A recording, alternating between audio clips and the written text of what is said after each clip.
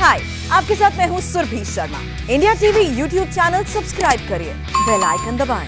अफगानिस्तान में 34 सूबे हैं, इनमें से 33 पर तालिबान का कब्जा है, लेकिन एक सूबा ऐसा है जो तालिबान के कब्जे में नहीं है, यानी तालिबान के खिलाफ एक उम्मीद अभी भी बाकी है। अब यह करीब करीब तय हो गया है कि तालिबान से मुकाबला अफगान ही करेंगे।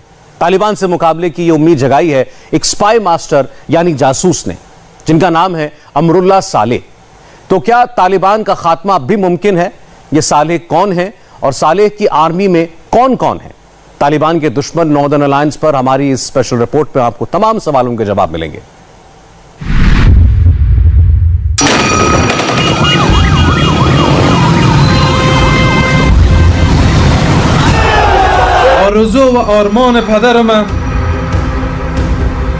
ये तालिबान के खिलाफ बगावत का सबसे बड़ा ऐलान है। काबुल पर आतंकी संगठन तालिबान के कब्जे के बाद तालिबान के सबसे बड़े दुश्मनों की घाटी पंजशीर में विद्रोह के शोले दहकने लगे हैं। इधर तालिबान के मुल्ला अब्दुल गनी बिरादर ने कंधार में कदम रखा ही था कि उधर पंजशीर वैली यानी 5 शेरों की घाटी ने तालिबान के खिलाफ नई जंग का ऐलान कर दिया। पूर्व राष्ट्रपति अमरुल्लाह सालेह ने खुद को मुल्क का नया सदर घोषित करते हुए कहा कि वो कभी भी किसी भी कीमत पर तालिबान के आगे घुटने नहीं टेकेंगे। मैं कभी किसी भी सूरत में तालिबान आतंकियों के आगे नहीं झुकूंगा। मैं कभी भी मेरे हीरो, मेरे कमांडर, मेरे आका और मेरे उस्ताद अहमद शाह मसूद की आत्मा और उनकी विरासत से गद्दारी नहीं करूंगा। मैं उन लाखों लोगों को कभी निराश नहीं करूंगा जो मुझ पर भरोसा करते हैं। मैं कभी भी तालिबान के साथ एक छत के नीचे नहीं बैठूंगा। अफगानिस्तान के संविधान के मुताबिक देश के राष्ट्रपति की गैर मौजूदगी, उनके भाग जाने, इस्तीफा देने या मौत होने पर पहले उपराष्ट्रपति कार्यवाहक राष्ट्रपति बनते हैं। इस वक्त मैं अपने मुल्क में ही हूं और संवैधानिक रूप से मैं देश का कार्यवाहक राष्ट्रपति हूं। मैं बाकी नेताओं से संपर्क करके उनका समर्थन मांग रहा हूं। अफगानिस्तान के पूर्व उपराष्ट्रपति अमरुल्लाह सालेह उस उत्तरी अफगानिस्तान से आते हैं जहां के बाशिंदों ने कभी तालिबान के आगे घुटने नहीं टेके। अमरुल्लाह सालेह उस पंजशीर घाटी से आते हैं जो 5 शेरों की वैली कही जाती है, वो इलाका जो कभी तालिबान के कंट्रोल में नहीं रहा। अमरुल्लाह सालेह उन अहमद शाह मसूद के शागिर्द हैं जिन्होंने तालिबान के पिछले शासनकाल के दौरान तालिबान के खिलाफ सबसे ताकतवर अलायंस बनाया था। सबसे इंपॉर्टेंट जगह जिनको जो लास्ट टाइम भी जब तालिबान 1994 से लेके 1993 तक और 1993 से लेके सन 2000 तक तालिबान जिसको कैप्चर नहीं कर सके, वो एरिया था पंजशीर वैली। पंजशीर वैली काबुल से 150 किलोमीटर के फासले पे है और पंजशीर वैली आने जाने के लिए, क्योंकि ये एक वैली है, दरा है, एक दरे से गुजर के आपको पंजशीर वैली जाना पड़ेगा। कि अहमद शाह मसूद जो ताजिक था, उसका ताजिक एथनिसिटी से ताल्लुक रखता था, उसकी जो है उसका इलाका था। और हमने देख लिया कि 9/11 से 2 दिन बाद जो है उसको एक सुसाइड बॉम्बिंग में जो है अल-कायदा की तरफ से उसको मार दिया गया।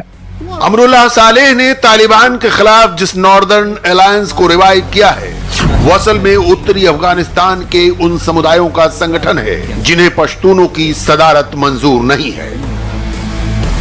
तालिबान इस्लाम की कट्टरपंथी विचारधारा को मानते हैं, वहीं ताजिक, उज़्बेक और शिया हजारा समुदाय को तालिबान की सुन्नी और हनफी विचारधारा मंजूर नहीं। तालिबान इस्लामिक शरीयत के हिसाब से हुकूमत चलाना चाहते हैं, वहीं ताजिक, उज़्बेक, इस्माइली शिया और हजारा समुदायों को तालिबानी कट्टरपंथ स्वीकार नहीं है। वो मॉडरेट इस्लाम के हामी हैं। मेरे अब्बा का मकसद और ख्वाहिश आजादी, पूरी छूट, इंसाफ और एक मॉडरेट इस्लामिक स्टेट की स्थापना करनी थी। अब मेरे पिता के ख्वाब पूरे करना मेरी जिम्मेदारी है। अफगानिस्तान का एथनिक इक्वेशन समझने के लिए आप सबसे पहले ये तस्वीर देखिए। ये तस्वीरें अफगानिस्तान के पड़ोसी ताजिकिस्तान की राजधानी दुशांबे से आई हैं।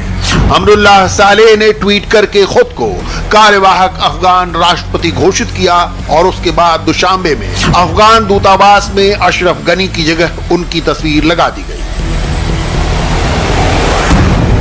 असल में अमरुल्लाह सालेह ताजिक समुदाय से आते हैं। उत्तरी अफगानिस्तान में आबाद ताजिक दक्षिण और पश्चिम में पैठ रखने वाले उन पश्तूनों को पसंद नहीं करते जो इस्लाम की कट्टर विचारधारा को मानते हैं। ताजिक अफगानिस्तान का दूसरा सबसे बड़ा एथनिक ग्रुप है।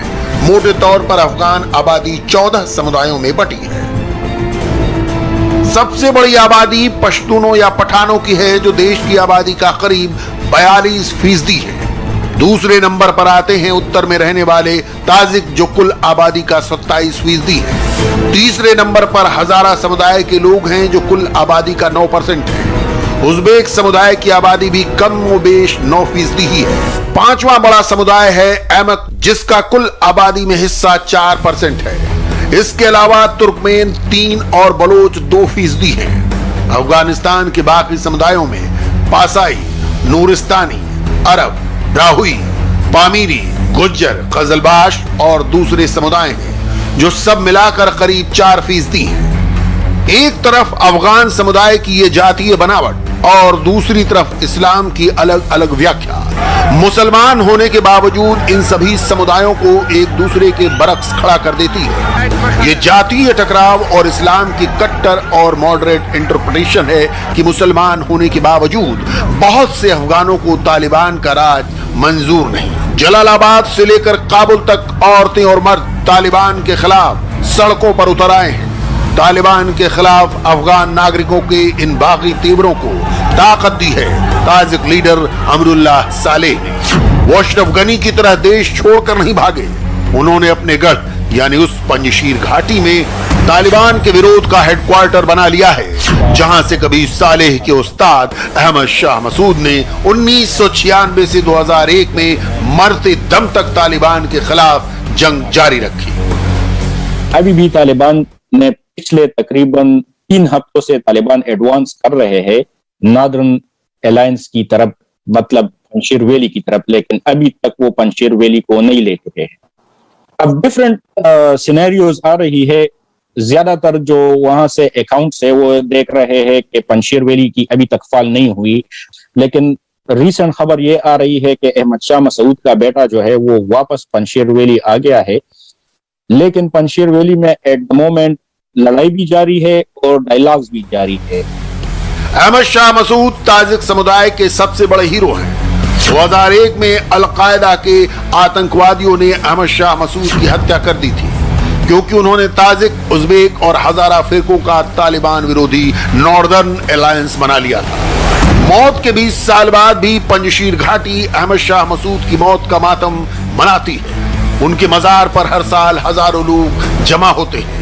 पंजशीर के घर घर में, बाजारों में, सड़कों पर और गाड़ियों में लोग अपने हीरो अहमद शाह मसूद की तस्वीरें लगाए हुए हैं। उत्तरी अफगानिस्तान के कई सूबों में अहमद शाह मसूद आज भी तालिबान विरोध का सबसे बड़ा चेहरा है। और इसीलिए जब अमरुल्लाह सालेह ने तालिबान के खिलाफ जंग का ऐलान किया तो ट्वीट में अपने उस्ताद अहमद शाह मसूद का ही हवाला दिया।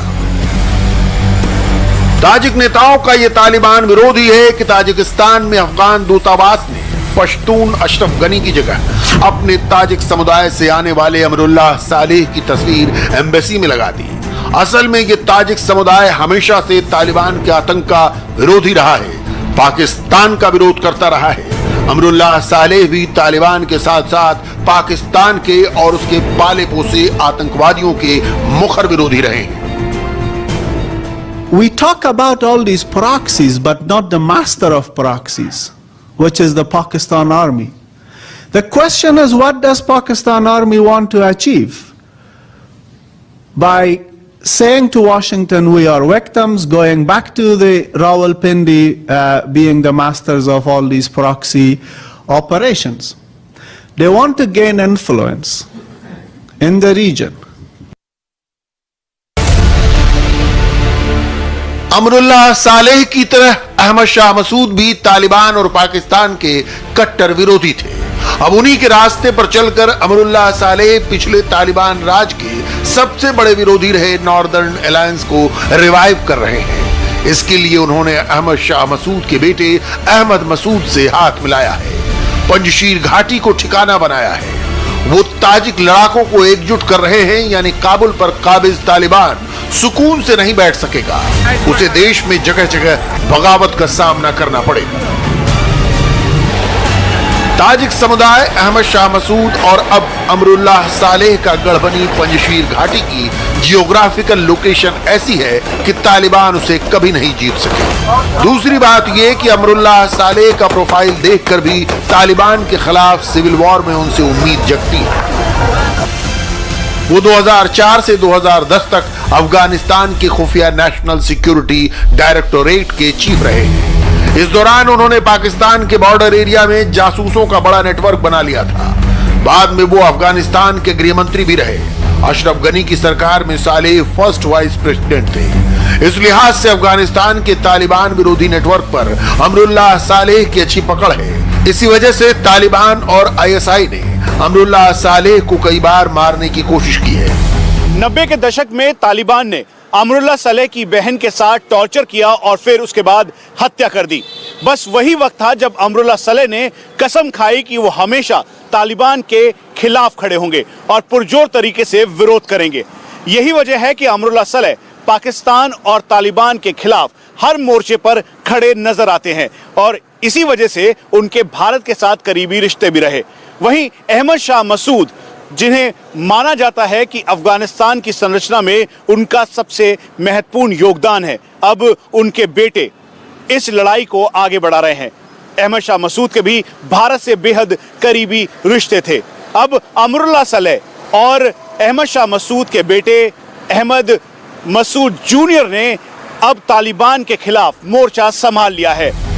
तालिबान के लिए चैलेंज पेश करने वाले अमरुल्लाह सालेह के सामने कई चुनौतियां हैं। तालिबान से लड़ना कितना बड़ा चैलेंज है, इसे आप बस इन दो नक्शों से समझ लीजिए। पहला नक्शा 1996 से 2001 के तालिबान राज का है। नक्शे के सफेद हिस्से वो इलाके हैं जो तालिबान के कब्जे में थे। वहीं लाल रंग वाले वो सूबे हैं जो नॉर्दर्न अलायंस और अहमद शाह मसूद जैसे नेताओं के कब्जे में थे।